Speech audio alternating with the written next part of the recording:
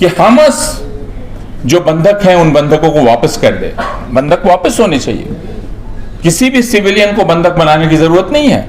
लेकिन इसका मतलब यह होगा कि इजराइल की जेलों में जो तकरीबन 10,000 से ज्यादा फिलिस्तीनी बंधक हैं और गिरफ्तार हैं, उन्हें भी इजराइल रिहा करे।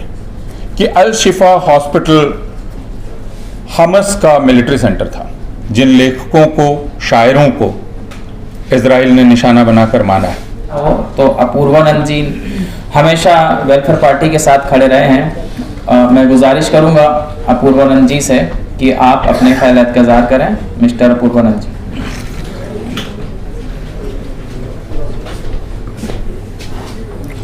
बहुत शुक्रिया सदर साहब, दोस्तों और साथियों। जैसा जॉन दयाल साहब ने कहा, और वो ठीक ही कहा, कि जब नस्ल कुशी हो रही हो या कत्लेआम हो रहा हो तो वो चर्चा का विषय नहीं होता है। उसमें हमें अपना पक्ष चुनना होता है, हम उसके साथ हैं या उसके खिलाफ हैं। बीच में खड़े होने की कोई स्थिति नहीं रहती है।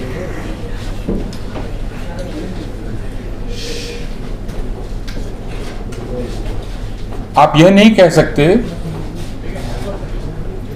जब 11,000 लोगों को मार डाला गया हो, जिनमें आधे तकरीबन बच्चे हों, जब अस्पतालों को घेर कर उन पर बमबारी की जा रही हो, गोले दागे जा रहे हों, जब बिजली और पानी और दूसरी तरह की तमाम सप्लाई काट दी जाए, इंक्यूबेटर से बच्चों को निकालना पड़े क्योंकि ऑक्सीजन की सप्लाई ख़त्म हो गई है, किसी तरह की बिजली नहीं है और बच्चे इंक्यूबेटर में नहीं रह सकते, और हर मिनट यह खबर आ रही है कि अब इतने बच्चे मारे गए और अब इतने बच्चे मारे जा सकते हैं। इससे भी ज़्यादा जब हर रोज़ यह खबर आ रही हो कि मेरा भाई जो अल शिफा में डॉक्टर था या जो गज़ा में फलां हॉस्पिटल में डॉक्टर था, जो अभी 1 महीना पहले वापस गाजा गया और उसने अस्पताल में काम करना शुरू किया क्योंकि वहाँ ज़रूरत थी, उसे मार डाला गया उसके घर में। और ऐसे डॉक्टरों की तादाद अब दर्जनों में है और उससे भी ज़्यादा, जिनको इजराइल ने निशाना बनाकर मार डाला है। ऐसे सहाफ़ियों की, पत्रकारों की तादाद दर्जनों में है और उससे ज़्यादा, जिनको निशाना बनाकर इजराइल ने मारा है। ऐसे लेखकों की तादाद दर्जनों में है, जिन लेखकों को, शायरों को इजराइल ने निशाना बनाकर मारा है। और जब मैं ये कह रहा हूं कि निशाना बनाकर मारा है, तो इसलिए कह रहा हूं कि पूरी दुनिया की सरकारें ये कहती हैं कि इजराइल के पास ऐसी टेक्नोलॉजी है जिससे वह निशानदेही कर सकती है कि कौन कहां है, और वो ठीक, जिसे अंग्रेजी में कहते हैं प्रिसीजन टारगेटिंग कर सकती है। तो फिर वो ये नहीं कह सकती कि ये जो लोग मारे जा रहे हैं, इजराइल को प्रिसाइजली ये नहीं मालूम था कि वो वही हैं। या तो उसकी एक बात सही है या फिर वो बात गलत है। और उसी तरह इजराइल के इस दावे को मानना कि 7 अक्टूबर को क्या हो रहा है उसको खबर नहीं थी। ये इजराइल की वह फौज कह रही है और वह सरकार कह रही है जो दावा करती है कि उसके पास दुनिया की सबसे इंटेलिजेंट आंख मौजूद है, जिस आंख से परिंदा भी नहीं बच सकता, बिल्ली भी अगर उसके करीब से गुजरे तो पूरा प्रोटेक्टिव सिस्टम ट्रिगर हो जाएगा। लेकिन 7 अक्टूबर को क्या हो रहा था इसकी खबर इजराइल को नहीं थी। हमें कहा जा रहा है कि हम इसका यकीन करें, और उसके बाद हमें यह भी कहा जा रहा है कि हम इसका यकीन करें कि इजराइल को उसके बाद सब कुछ मालूम है कि अल शिफा हॉस्पिटल के नीचे एक टनल है, उस टनल में हमास के लोग छिपे हुए हैं, और इजराइल का और गजा पट्टी का हर सहाफ़ी दरअसल हमास में एम्बेडेड है, और यह कि अल शिफा हमास का मिलिट्री सेंटर है, उसको यह पता है। हमसे यह कहा जा रहा है कि हम उसी इजराइल की इन तमाम बातों को कबूल कर लें जो इजराइल यह कह रहा है कि 7 अक्टूबर को क्या हो रहा था उसको पता नहीं। तो इन दोनों में से एक ही चीज हो सकती है, और इसलिए इजराइल की, और फिर जब कल नाटो की प्रवक्ता ने कल यह जरूरी समझा, और इस पर बात करना बहुत जरूरी है कि कल नाटो के प्रवक्ता ने जरूरी समझा कि बाहर निकल के वो प्रेस कॉन्फ्रेंस करें, और प्रेस कॉन्फ्रेंस करके वो ये कहें कि उनको इसकी पक्की खबर है कि अल शिफा हॉस्पिटल हमास का मिलिट्री सेंटर था। आप उस प्रेस कॉन्फ्रेंस को यूट्यूब पर देख सकते हैं, जिसमें उनसे सहाफी ये सवाल कर रहे हैं कि यह खबर आपको कैसे मिली, और वो कहती हैं कि ये हमें अपनी इंटेलिजेंस की जो इनपुट से उनसे मिली। और फिर उनसे ये सवाल किया जाता है कि क्या आप लोग वहां मौजूद थे, क्या अमेरिका के लोग वहां मौजूद थे, और वो साफ कहती हैं, और इसके लिए उनको शुक्रिया अदा करना चाहिए कि वो इजरायलियों की तरह झूठ नहीं बोलती, लेकिन वो साफ कहती हैं कि नहीं, हमारे लोग वहां नहीं थे। फिर उनसे पूछा जाता है कि यह जो इनपुट है, क्या यह इनपुट आपके लोगों ने दिया है, अमेरिका के लोग दे रहे हैं, और वो कहती हैं no, we have no boots on the ground, we have no boots on the ground, लेकिन हमको यह खबर है। इसका मतलब बहुत साफ है कि यह बात जो इजराइल उनको बतला रहा है, उस बात को वह ज्यों का त्यों दोहरा रहे हैं। और यह बात, इसके लिए मेरे पास सचमुच अल्फाज नहीं है कि मैं किस विशेषण का इस्तेमाल करूं। ये शर्मनाक है, घिनौना है, क्रूर है, बेरहमी है, बेहिसी है, क्या है, जिसमें दुनिया के सबसे ताकतवर मुल्कों के नुमाइंदे निकलकर इस बात की वकालत कर रहे हैं कि अस्पतालों पर हमला होना चाहिए, जिसमें अमेरिकन मेडिकल एसोसिएशन को जब यह पिटीशन की गई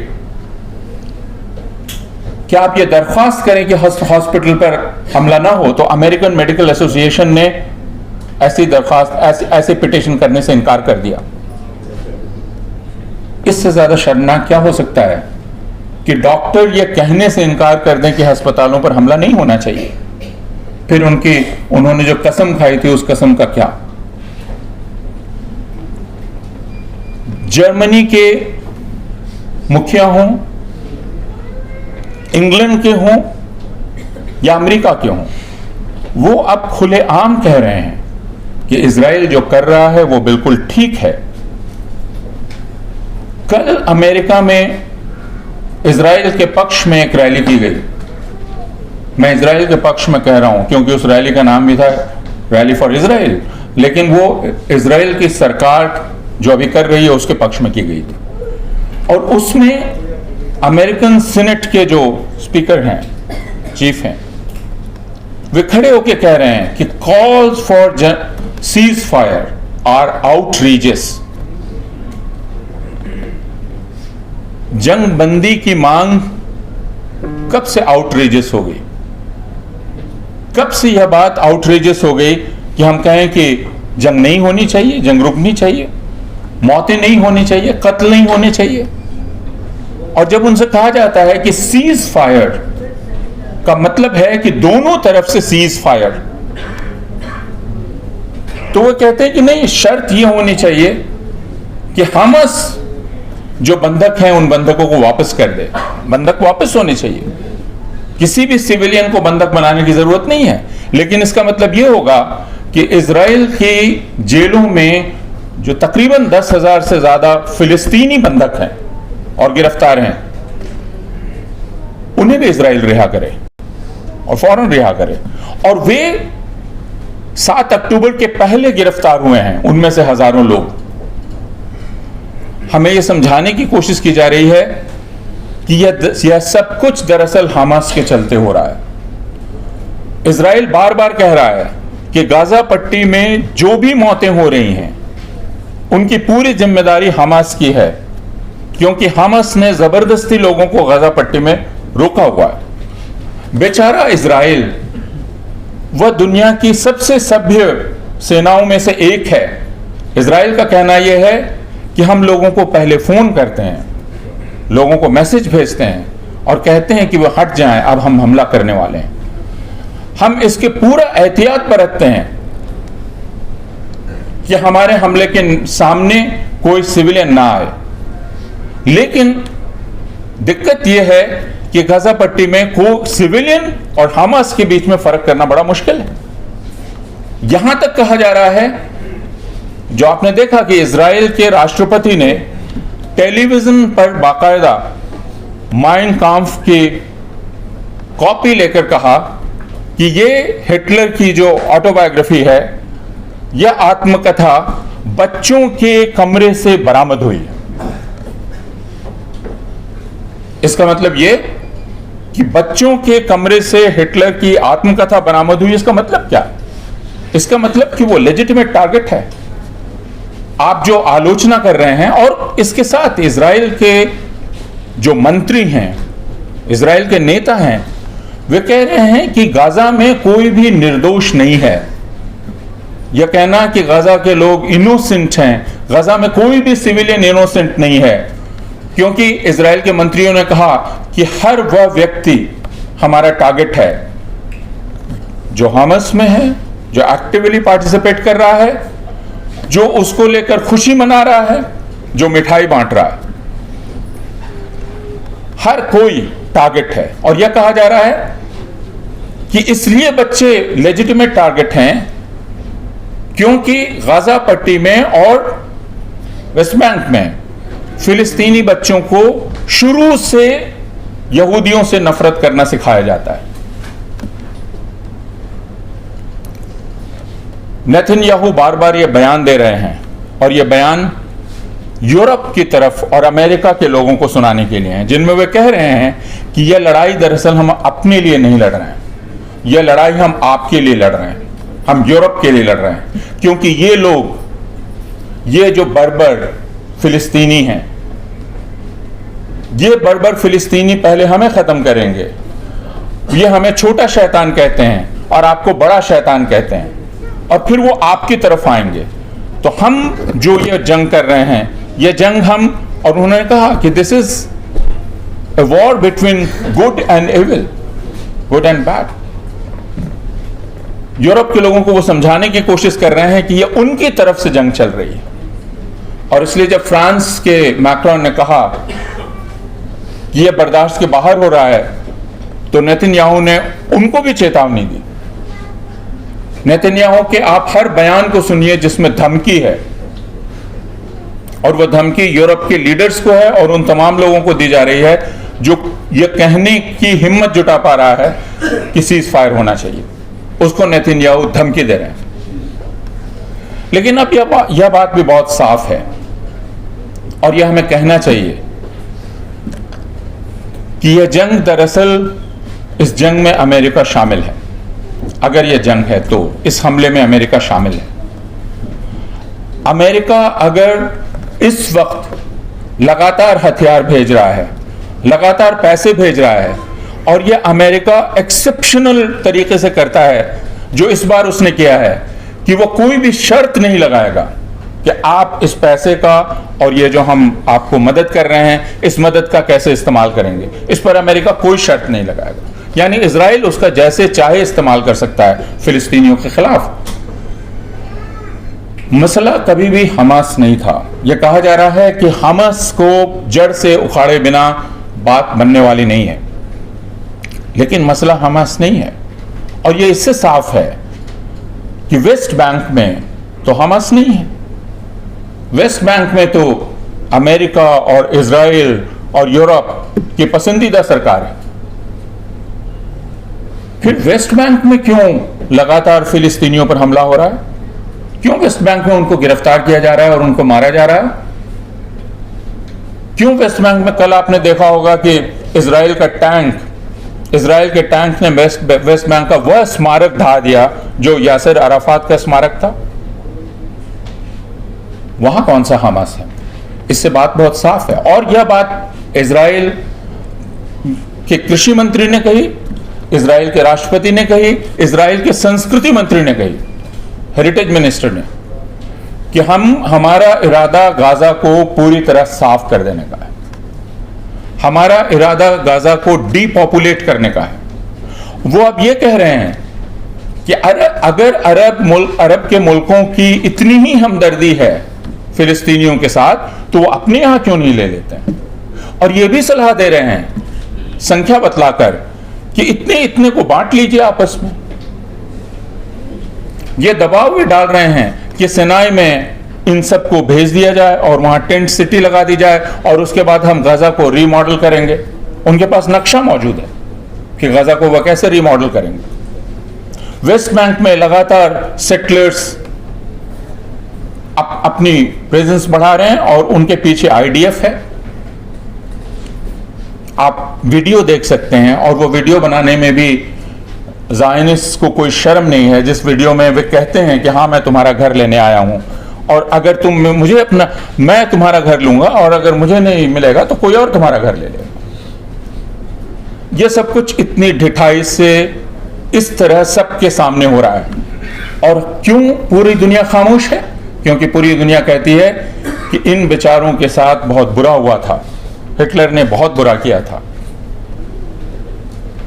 तो यह सवाल किया जा सकता है फिलिस्तीनियों की तरफ से कि यूरोपियों ने जो किया यहूदियों के साथ, उसकी सजा फिलिस्तीनियों को क्यों भुगतनी पड़ रही है?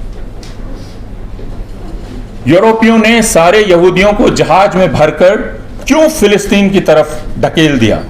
और क्यों अब जिस जर्मनी के शोल्स का बयान में कल पढ़ रहा था कि इजराइल कुछ भी गलत नहीं कर सकता, उस जर्मनी में यहूदी अब ना के बराबर बचे हैं।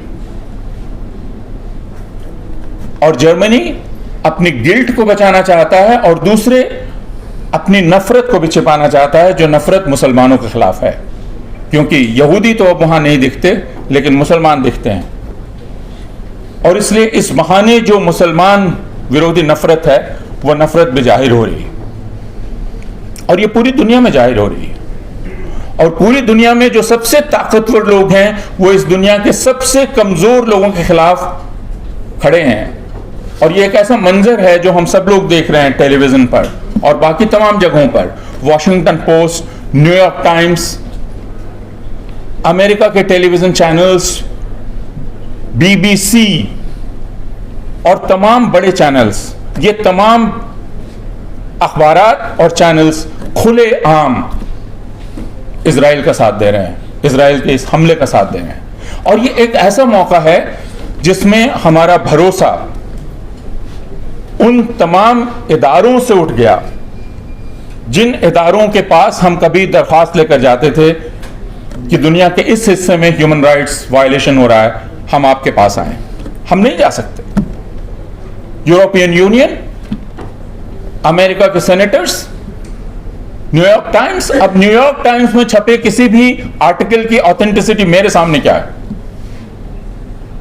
अगर न्यूयॉर्क टाइम्स अपने कॉलम लिखने वालों को, अपने यहां काम करने वालों को नौकरी से इसलिए निकाल रहा है कि उन्होंने फिलिस्तीन में सीज फायर के हक में रिजोल्यूशन पर दस्तखत किए या फिलिस्तीन पर होने वाले हमले की मुखालफत की, यह सिर्फ वहां नहीं हो रहा है, हार्वर्ड में, येल में, ये सारी जो आईवी लीग यूनिवर्सिटीज हैं जो इस बात का दावा किया करती थी कि हमारे यहाँ फ्रीडम ऑफ स्पीच है, और अमेरिका जो फ्रीडम ऑफ स्पीच का झंडा ऊंचा किया रहता था, अब वहां फिलिस्तीन का नाम लेना एक जुर्म है। आपकी नौकरी चली जाएगी, अगर आप छात्र हैं तो आपको कल नौकरी नहीं मिलेगी। यह अमेरिका और यूरोप का हाल है। तो यह जो इजराइल का हमला है फिलिस्तीन पर, और मैं फिलिस्तीन कह रहा हूं क्योंकि ये सिर्फ गाजा पट्टी नहीं है, जैसा जॉन दयाल ने कहा और बाकी साथियों ने कहा, वेस्ट बैंक को आप ना भूलिए। वेस्ट बैंक जिसको पूरी तरह से, जिसकी शक्ल बदल देने का इरादा इस गाजा के आड़ में किया जा रहा है और जिस पर ज्यादा बात नहीं हो रही है दुनिया, और इन सारी तस्वीरों को याद रखिए, क्योंकि आज हम लोग जिन्होंने हिटलर को नहीं देखा, हम वो फिल्में देखते हैं और फिल्म देखकर हम सोचने की कोशिश करते हैं कि इंसानी क्रूरता किस हद तक जा सकती है, किस हद तक वो प्लान कर सकती है, किस हद तक क्या इंसान के चमड़े से लैंप बनाने की बात सोची जा सकती है, बीमार आदमी पर एक्सपेरिमेंट किया जा सकता है। ये सब देखकर हम सिहर जाते हैं। लेकिन आज जो इजराइल के लोग कर रहे हैं, ज़ायनिस्ट कर रहे हैं, मैं इजराइल के सारे लोगों को शामिल नहीं करता, ज़ायनिस्ट कर रहे हैं, उनको देखकर हमें लगता है ये सारी क्रूरता अभी हमारे सामने हो रही है। इजराइल ऐसी फोटोग्राफ्स, ऐसी वीडियो बनाता है जिसमें वो दिखलाई पड़े कि जो लोग जा रहे हैं वो उनकी मदद कर रहे हैं, उनके सिपाही एक ज़ईफ आदमी की, एक बुजुर्ग को पानी पिला रहे हैं, और फिर उस वीडियो को दिखाया जाता है। देखिए आईडीएफ के लोग कितने हम दर्दमंद होते हैं, कितने सिविलाइज्ड हैं, लेकिन फौरन हमारे पास खबर आती है कि जिस बुजुर्ग को पानी पिलाते हुए दिखाया गया था, अगले मिनट उसको गोली मार दी गई। जिस बुजुर्ग औरत को पानी पिलाते दिखाया गया था, अगले मिनट उसको गोली मार दी गई। आज सुबह ही मैंने वह तस्वीर देखी जिसमें एक बुजुर्गवार जो अपने परिवार से बिछड़ गए थे वेस्ट बैंक में, और वो निकलने की कोशिश कर रहे थे। एक वीडियो आईडीएफ ने बनाया जिसमें ऐसा लगता है कि वो उसकी मदद कर रहा है, अगले वीडियो में वो मरे हुए हैं, उनको गोली मार दी गई। इस वक्त अगर दुनिया का कोई सबसे क्रूर निजाम है तो वो इजराइल का निजाम है, इसमें कोई शक नहीं। और जो भी इस वक्त इजराइल की सरकार के साथ खड़ा है वह इंसानियत के खिलाफ या जो जुर्म हो रहा है उस जुर्म में भागीदार है। हिलरी क्लिंटन कह रही है कि नहीं, किसी सीज फायर का भी सवाल नहीं उठता, क्योंकि आप नहीं जानते हमास क्या है। सीज फायर होते ही हमास अपने आप को रीग्रुप करेगा, रीआर्म करेगा, और यह बड़ी खतरनाक बात है। हिलरी क्लिंटन का वो बयान आप याद कीजिए जिसमें वो रूस को कह रही हैं कि आपको वॉर क्राइम्स में शामिल माना जाएगा अगर आपने अस्पतालों पर बम गिराया। आज क्लिंटन को इस बात से कोई एतराज नहीं कि अल-शिफा पर और गजा के, जैसा कल तक की हमारी खबर थी कि गजा के लगभग सारे अस्पताल अब बेकार हो गए।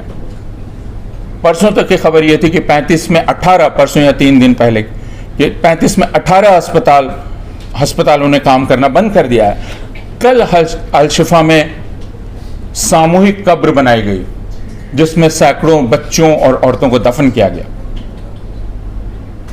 अल-शिफा में लाशें भरी हुई हैं और डॉक्टर्स का धीरज जवाब दे गया है, फिर भी बहादुर डॉक्टर वहां मौजूद हैं। अल जजीरा में मैं उस डेमोक्रेसी नाउ या अल जजीरा में मैं उस डॉक्टर का इंटरव्यू देख रहा था जिसने कहा कि मैं इसको छोड़कर नहीं जा सकता, क्योंकि आखिर मैंने पढ़ाई क्यों की है। और अगले दिन मैंने खबर पढ़ी कि उस डॉक्टर को मार दिया गया। जो मुल्क ऐसा करे उस मुल्क को अपने आप को इंसानों का मुल्क कहने का हक नहीं है। और हमारे लिए यह शर्म की बात है, हम हिंदुस्तानियों के लिए, कि हम हिंदुस्तानी जो इस दुनिया के पहले मुल्कों में थे जिसने फिलिस्तीन का वजूद कबूल किया, जिसने फिलिस्तीन की आज़ादी की लड़ाई को माना कि वह एक जायज़ लड़ाई है, आज हिंदुस्तान आधिकारिक तौर पर इजराइल के साथ खड़ा है। हिंदुस्तान युद्ध विराम के लिए, शांति जंगबंदी के लिए, सीज फायर के लिए मतदान नहीं कर पाया। उसने अपने आप को मतदान से अलग रखा।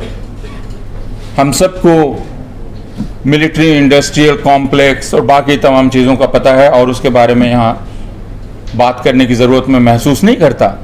लेकिन मेरे छात्र मुझसे ये पूछ रहे हैं कि सर ऐसा क्यों है कि दिल्ली में हम कोई जुलूस नहीं निकाल सकते फ़िलिस्तीन के लिए, और वे छात्र मुसलमान नहीं हैं। ये मसला मुसलमानों का नहीं है, और मैं कहता हूँ अगर ये मसला मुसलमानों का भी होता तो भी बाकी लोगों को उनके साथ खड़े होने की ज़रूरत थी। यहूदी खड़े हैं फ़िलिस्तीन के साथ, थोड़ा यहूदी खड़े हैं, बाकी यहूदी खड़े हैं, और वे कह रहे हैं कि यह मसला दरअसल इंसाफ और नाइंसाफ़ी के बीच जंग का है। यह दरअसल जुल्म के खिलाफ खड़े होने का मसला है, या आज़ादी और गुलामी के बीच चुनाव करने का मसला है। और दुनिया में अगर कोई भी एक मुल्क गुलाम बचा हुआ है तो बाकी आज़ाद मुल्कों को सर उठाने का हक नहीं। अगर दक्षिण अफ्रीका के नस्ल भेद के खिलाफ हम उसके साथ हो सकते थे तो कोई वजह नहीं कि इस वक्त हम फिलिस्तीन के आज़ादी के संघर्ष में उसके साथ खड़े ना हों। इसलिए अभी की फौरी मांग यह है कि युद्ध विराम हो। हम सारे लोग यहाँ जो इकट्ठा हैं, हम सारे लोगों को इस बात में कोई भी उलझन नहीं कि युद्ध विराम होना चाहिए, और युद्ध विराम इसलिए होना चाहिए कि कोई भी एक इंसानी मौत, इंसानी जान गंवाई नहीं जानी चाहिए। हर इंसानी जान बहुत ही कीमती है, हर बच्चे की जान हमारे लिए कीमती है, हर आने वाला बच्चा एक नेमत है और उसकी हिफाजत की जानी चाहिए। यह हमारा फ़र्ज़ है, पूरी दुनिया के सारे लोगों का फ़र्ज़ है। लोग कहते हैं कि एक बच्चा सिर्फ अपने माँ बाप के पाले नहीं पलता, उसको पूरी दुनिया पालती है। इसलिए युद्ध विराम सबसे पहली ज़रूरत है, और जो भी युद्ध विराम का विरोध कर रहा है वह एक तरह से इस वॉर क्राइम में, इस युद्ध अपराध में शामिल है।